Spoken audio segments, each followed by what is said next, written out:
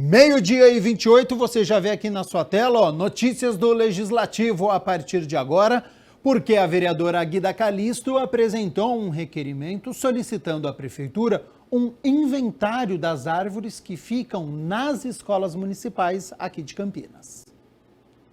Preocupada com a situação dos alunos das escolas da rede pública de ensino em Campinas, a vereadora Guida Calisto apresentou um requerimento pedindo informações sobre o relatório de avaliação das árvores das unidades escolares do município.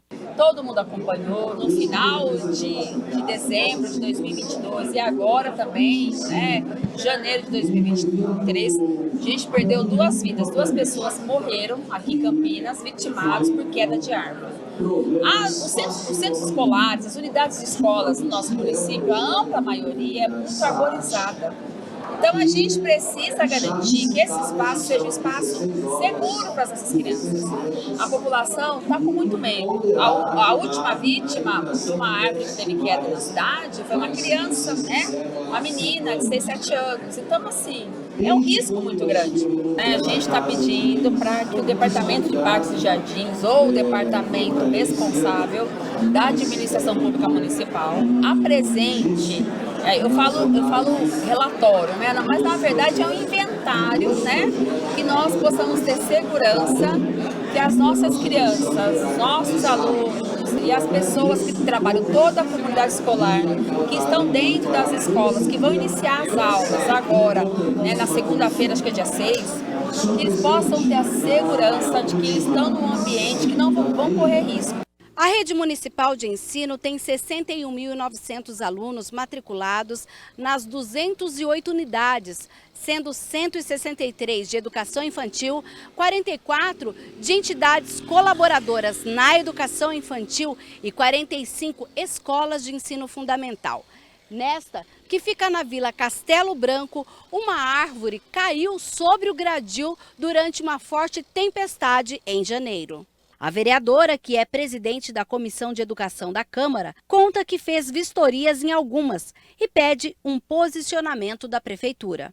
Acabei visitando algumas escolas, vi inclusive que tem escolas que tem ali árvores que já, árvores mortas, mas que continuam em pé, Então assim, a gente precisa que a administração pública garanta um espaço seguro para os nossos alunos e para toda a comunidade escolar. Então é por isso que a gente solicita esse relatório que contenha um inventário, garantindo que esse é um ambiente seguro para os nossos alunos.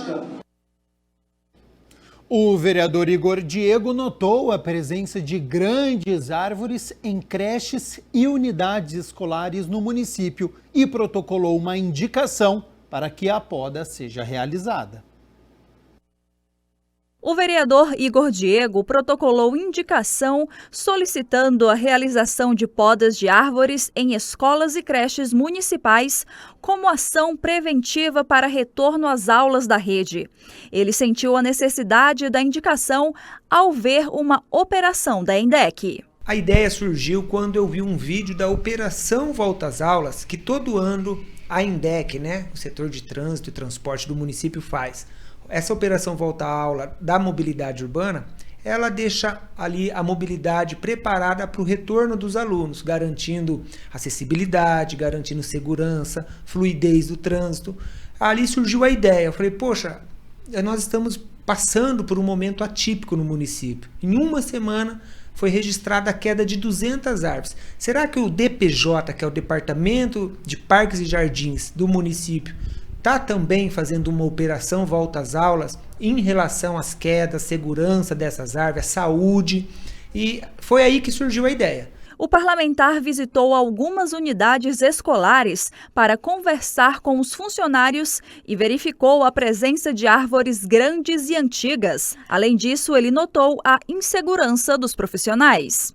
Sim, nós temos árvores centenárias. Eu visitei algumas creches, algumas unidades escolares e as diretoras, os funcionários acabaram me mostrando. Eu fiz visitas, nós temos árvores realmente grandes que nós não sabemos a segurança, a saúde dessa árvore. Então é importantíssimo garantir esse retorno tanto para o profissional quanto para as crianças. A sensação de medo, ela tá geral, né? Se você tem uma árvore grande em frente da sua casa, já está trazendo esse medo.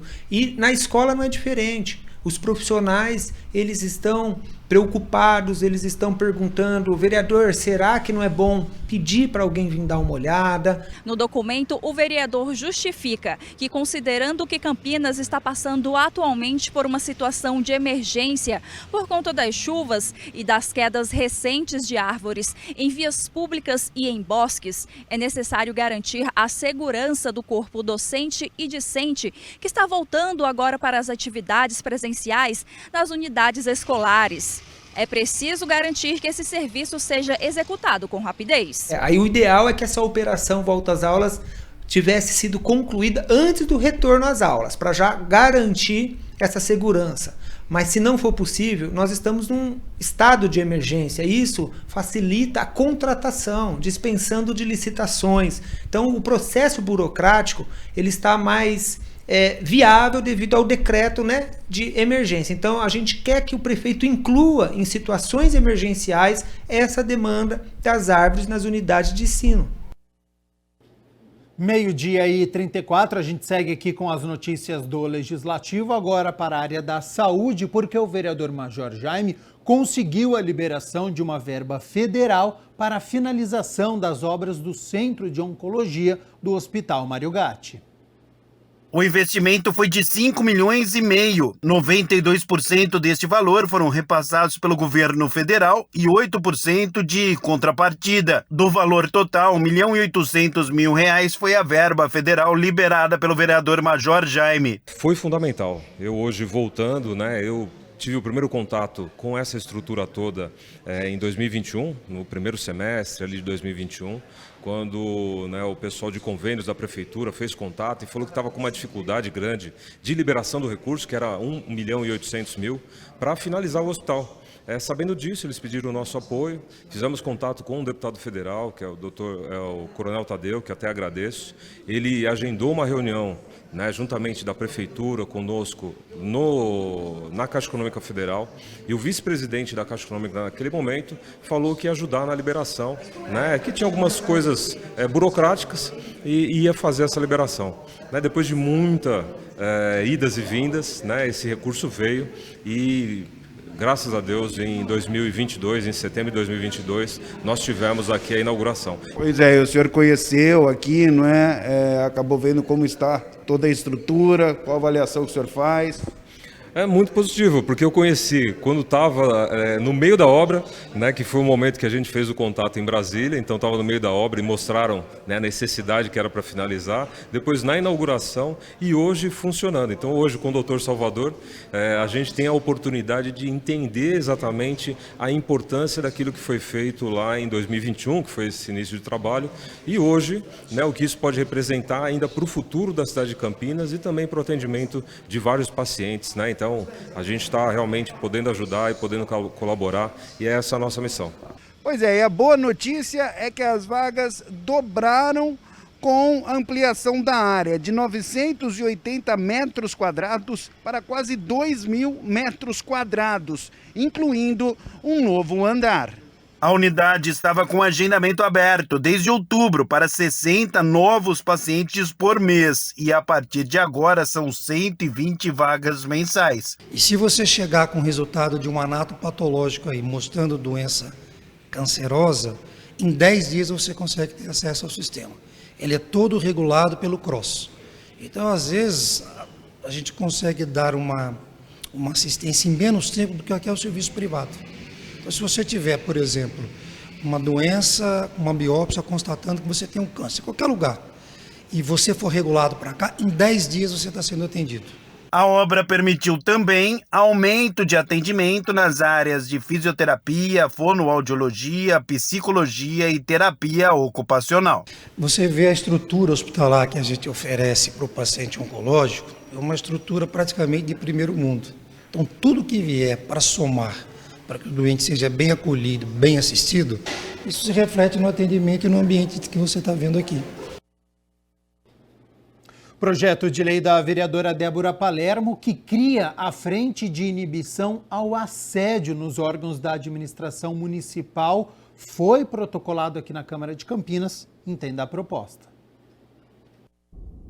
A vereadora Débora Palermo protocolou um projeto de lei para que seja criada a FREIA, Frente de Inibição ao Assédio nos órgãos da administração direta e indireta do município de Campinas. O projeto, ele propõe desde conscientização e prevenção, né, desses assédios, né, moral, sexual, discriminação, então campanhas de combate, de informação, orientação, como também um canal de denúncia que receba essas denúncias, acolha essas denúncias, né, tente mediar esses conflitos entre os envolvidos ou tomem outras medidas, né, que aí a administração pública, que os órgãos competentes dela deve avaliar cada caso, né, e aplicar as medidas cabíveis que cada caso requeira, né.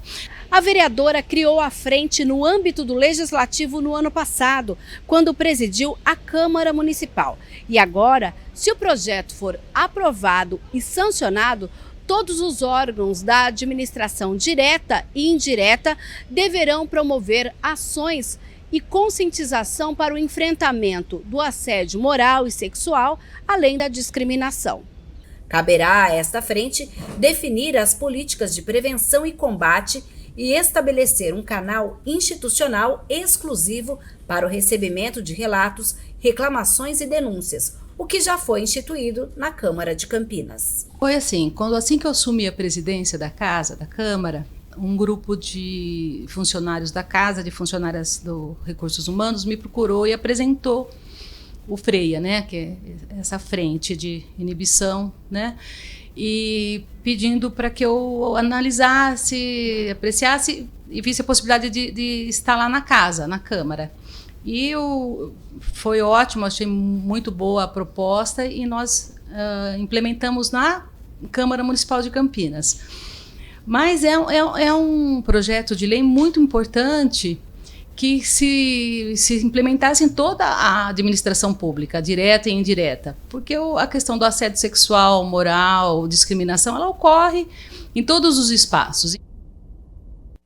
12h40, a gente segue aqui com as notícias do Legislativo. O vereador Paulo Búfalo protocolou um projeto de lei complementar que propõe cobrança integral da outorga onerosa do direito de construir após o prazo de isenção. O vereador Paulo Búfalo protocolou um projeto de lei complementar que altera o parágrafo 1 da Lei Complementar 298 de 2021, que ampliou de 3 para 5 anos a isenção do pagamento da outorga onerosa do direito de construir e que estabeleceu cobrança gradual após esse prazo, sendo de 10% após o 6º ano. A alteração proposta é que, imediatamente após o fim do prazo, essa cobrança seja feita de forma integral. O parlamentar deu mais detalhes sobre o assunto.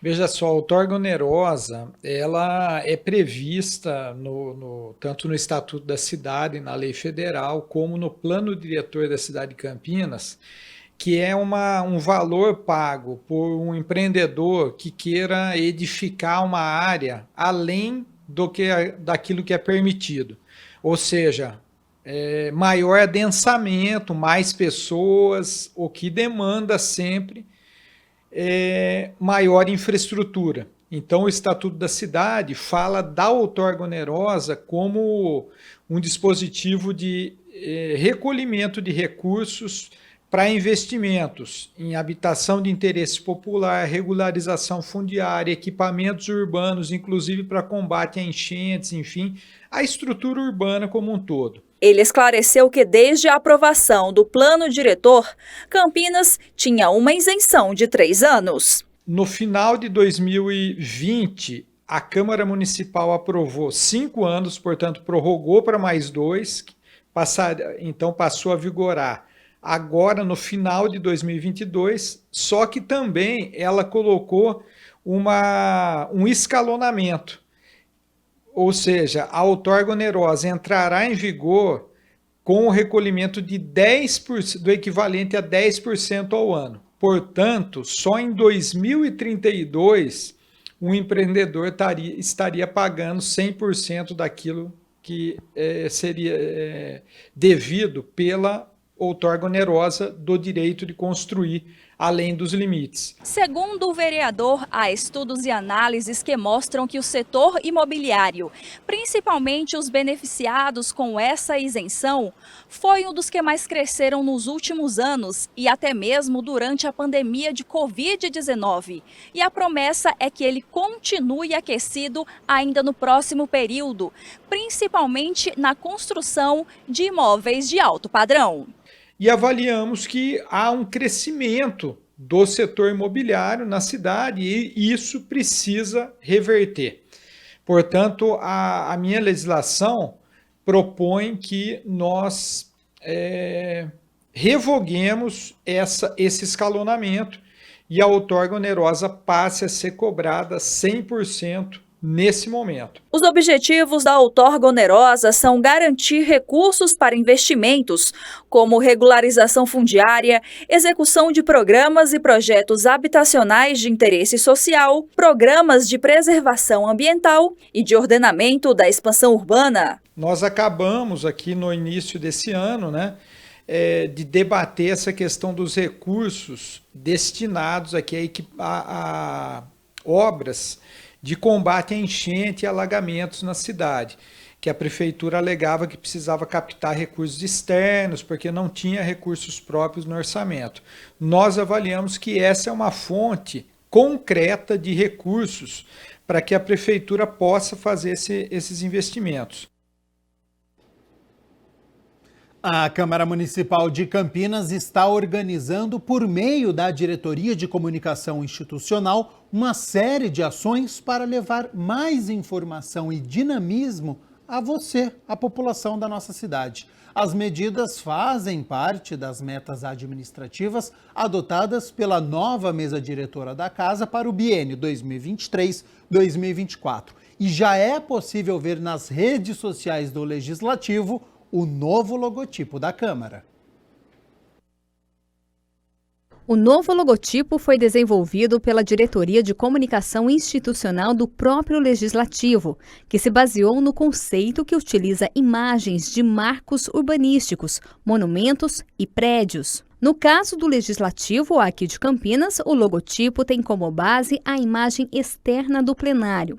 A estrutura geométrica, bastante conhecida por todos, é o que dá forma ao novo logo. A ideia do logotipo é que seja de fácil reconhecimento e que tenha identificação com a Câmara e que, ao mesmo tempo, valorize questões fundamentais como história e patrimônio. A ideia inicial era fazer algo minimalista, e de forma abstrata, e que baseamos por exemplo, na Câmara de Curitiba, ou no Senado, na Câmara Federal, que eles pegam marcos arquitetônicos e transformam isso em uma forma simplista, mas de fácil reconhecimento. Então a gente começou a pensar em partes da arquitetura da Câmara que poderíamos utilizar para isso. Daí a gente pensou na cúpula do plenário.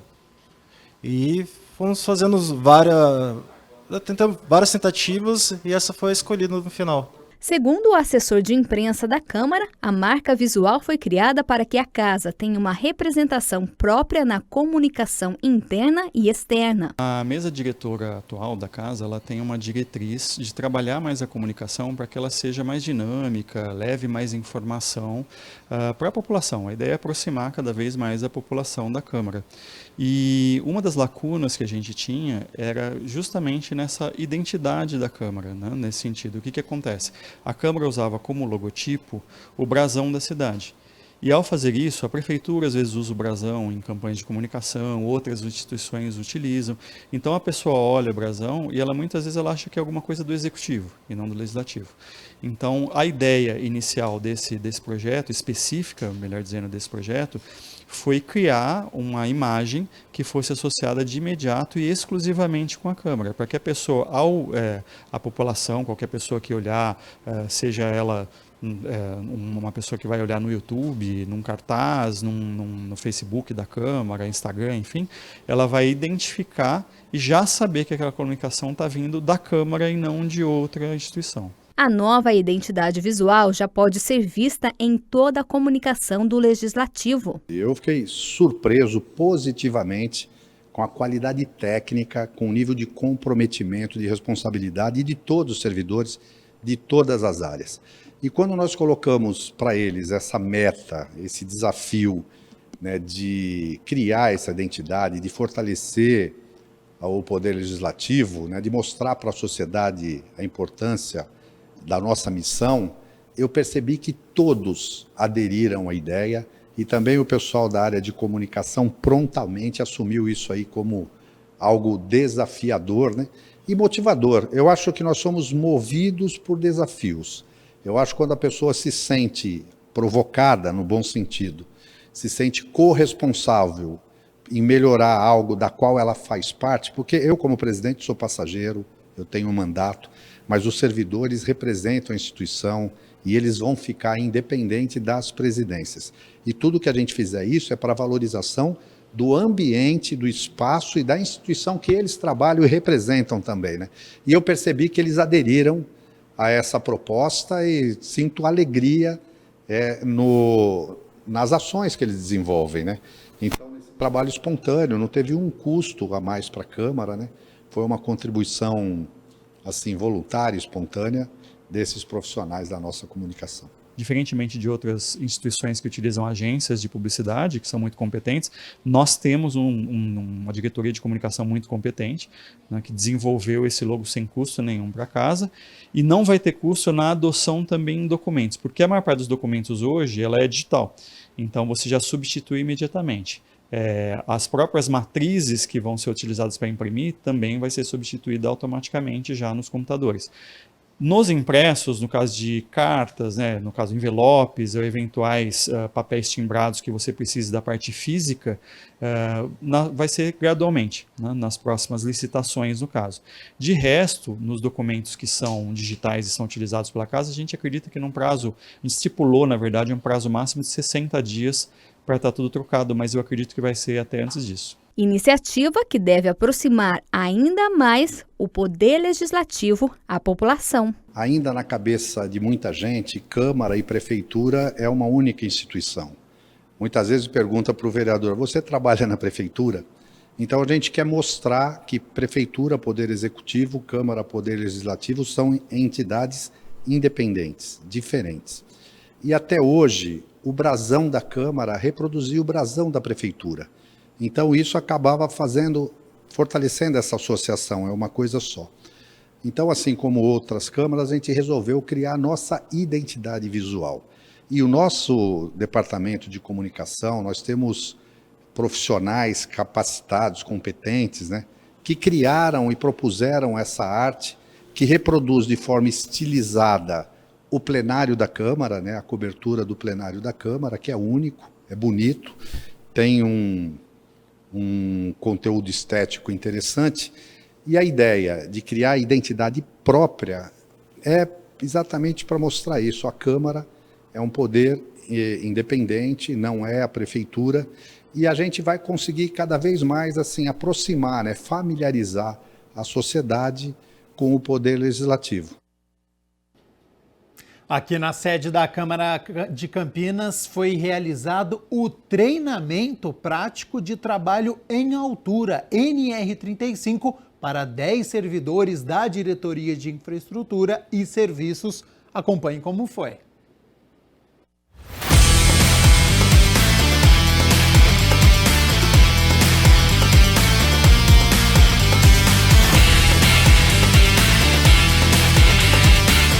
Bom, todo mundo que trabalha em instituições públicas e privadas também precisam estar seguros, principalmente quando o trabalho é realizado nas alturas. Como assim? Quem vai explicar pra gente, claro, é o Paulo, que está aqui. Ele é instrutor de treinamento, vai bater um papo conosco para passar todas as informações. Tudo bem, Paulo? Como estão sendo os treinamentos aqui com os servidores da Câmara Municipal de Campinas? Tudo bem, bom dia. Nós estamos realizando a segunda parte do treinamento, conforme você já comentou. É um treinamento esse normativo, conforme a portaria 3.214 de 78, a NR 35, que ela nada mais diz e trata de diretrizes de segurança para uma atividade em altura. Uma atividade essa segura, para que todo funcionário, que seja do servidor público ou seja de uma empresa privada, ele tenha atividade de forma segura. A empresa, ela condiciona esse funcionário realizando o treinamento para o acesso seguro em locais elevados, conforme a norma fala, que é a partir de 2 metros de altura. Bom, vamos lá, Paulo, vamos mostrar os equipamentos que tem aqui, pedir para o Valdecir Saraiva mostrar para a gente. Conta o que tem aqui para o pessoal de casa entender direitinho. Praticamente aqui nós temos alguns materiais relacionados à prática de atividade em altura, né, seja propriamente a corda, conforme NR18, a corda K2. Nós temos propriamente as ferragens, que são a parte que vai dar o auxílio na ancoragem, como eles já estão colocando os equipamentos, o cinto de segurança. Então nós temos, né, um dos equipamentos que se pede é o talabarte. Esse talabarte duplo em formato em Y, junto com o cinto de segurança que eles já estão colocando, é onde que nós vamos ter a segurança para uma subida, seja ela em escada, seja ela em andaime, atividades elevadas. Então a gente tem ferragem, tem toda a parte de segurança, além do conhecimento técnico, a parte também de conhecimento prático para a utilização desses equipamentos, para ser uma atividade realmente uma atividade segura, sem acidente, que é o que nós não queremos para as empresas, acidente do trabalho. Bom, o Valdecir já mostrou, os servidores estão ali se preparando e tudo mais. Qual que é o próximo passo agora, Paulo? Próximo passo, eu vou fazer a conferência deles antes de ir para campo. Posterior, nós vamos começar a fazer o acesso em altura. Posicionamento, subida correta na escada, como que coloca o talabarte, como que faz o acesso de forma segura, utilizando os 3 pontos e o talabarteamento. Posterior, a gente vai fazer um simulado de resgate.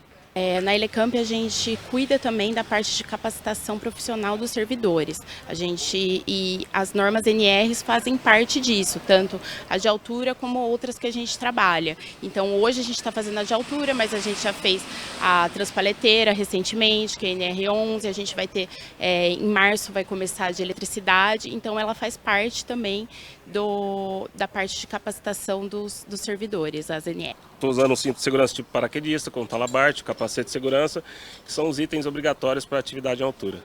Qual a importância desse curso? É extremamente importante porque hoje a queda de altura representa 40% dos acidentes de trabalho no Brasil. E a gente está falando de acidente com lesão permanente ou até mesmo que vem a óbito.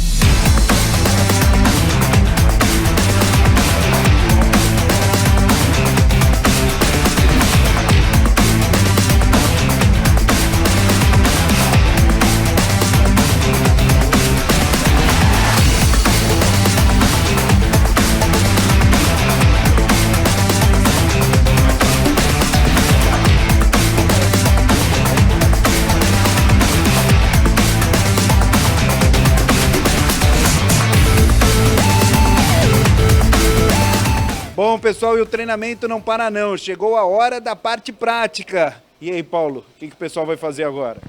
Bom lá, parte prática agora, nós temos a escada marinheiro, essa escada fixa, né, onde nós vamos utilizar a parte do talabarteamento correto, como fazer o acesso seguro e também a utilização do trava-queda para evitar a queda do funcionário ser atingido ao solo. Então nós vamos utilizar todo o processo de segurança para o acesso seguro. Posterior à parte da subida, nós vamos simular se o funcionário tivesse tido um mal súbito e como nós dá o primeiro atendimento até a chegada da emergência. Retirada do funcionário no caso da escada, com o sistema que nós montamos 4x1 com sistema de polia. Então, para aquela parte prática que agora vai ser bem gostoso. Vamos lá?